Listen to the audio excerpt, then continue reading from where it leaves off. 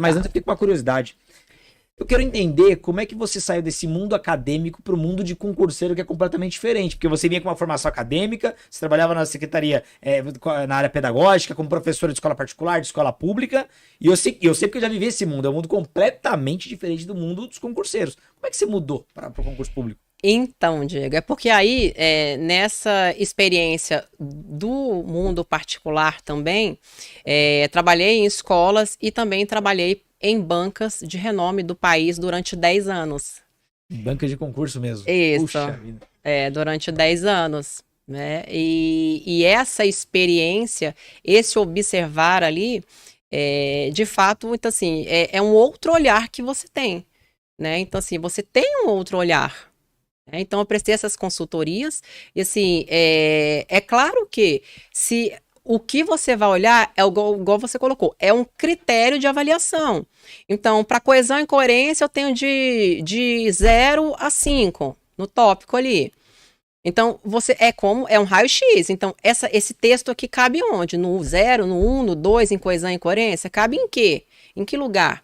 Só que coesão e coerência para uma banca é uma coisa, coesão e coerência para outra banca é outra. Porque, por exemplo, tem banca que contabiliza o número de conectores que você usa. Você sabia disso? Meu Deus do céu. Aí ela trabalha e o examinador fica contando ali. Contando, né? Então, assim, e isso implica na sua nota.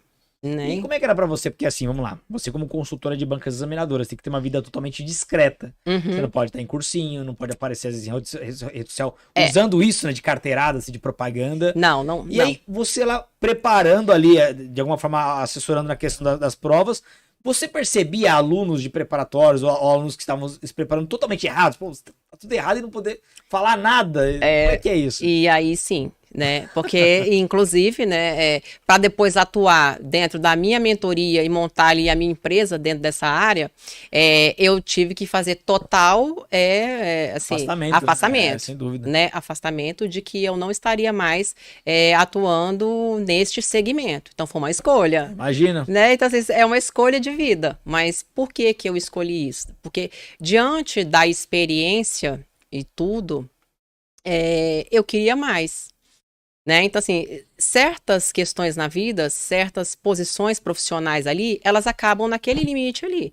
Você chega, assim, no topo daquilo. Sim. Né? E o que pode vir mais para frente para te dar essa sede de viver, de transformar, de propósito de vida mesmo. Então, foi o que eu pensei, assim, agora eu vou pro outro lado da moeda. E é muito legal isso, né? porque você de um lado enxerga o que as bancas querem e como elas derrubam.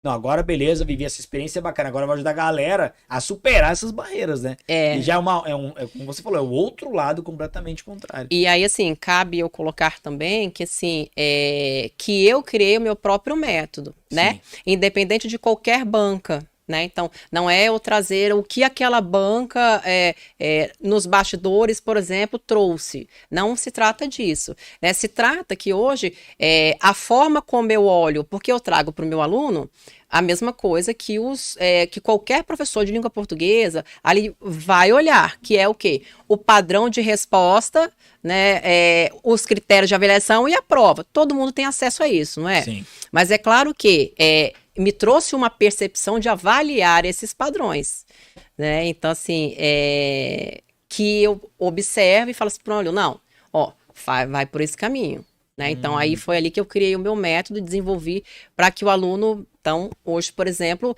eu peço que ele escreva 4 textos. Sim. Para eu conseguir ver onde é que está o padrão de escrita dele para aquela banca. Não, eu entendo, porque eu fico pensando assim, vamos pegar alunos que começaram do zero e até alunos avançados, mas todos alunos do mesmo curso. Vai chegar um momento eles vão ficar nivelados. Ficar tudo mesmo padrão. Fica no padrão. Mas pro examinador, penso eu, pro examinador é uma outra ótica, porque vai ficar prova tão parecidas e aí, se o cara não tiver algo que o diferencie, ele vai cair no limbo comum ali e dificilmente ou não passa ou fica no jogo com a maioria. Então ele precisa destacar a nota dele e você tem essa visão do examinador, né? Que é, por exemplo, isso, né? Então, assim, sempre a pergunta que vem nas redes e tudo mais é, professora, como sair do senso comum? Porque se fala tem isso. Que destacar, tem que né? diferenciar. Então, como sair da... Porque assim, a gente viu aí, né, que eu trouxe o panorama, 80% do ensino médio das pessoas ali são medianas, né? Então, como que a gente sai disso? Então, se eu estou num texto argumentativo, por exemplo, né? Então, eu vou fazer ali, geralmente, concurseiro da área de direito, citação, lei. Ele tá lá o tempo todo citando e é lei, não é? Tempo todo, tá? Mas isso daí eu vou falar uma coisa para você. Isso, essa citação só de lei é pouco criativa. Eu pensava nisso, que eu lembro quando eu fui fazer minha prova da OAB, os professores todos falavam a mesma coisa. Olha, joga no seguro, premissa maior, premissa menor, joga o artigo de lei. Só que eu ficava pensando, é uma prova que a gente vai ter consulta à legislação.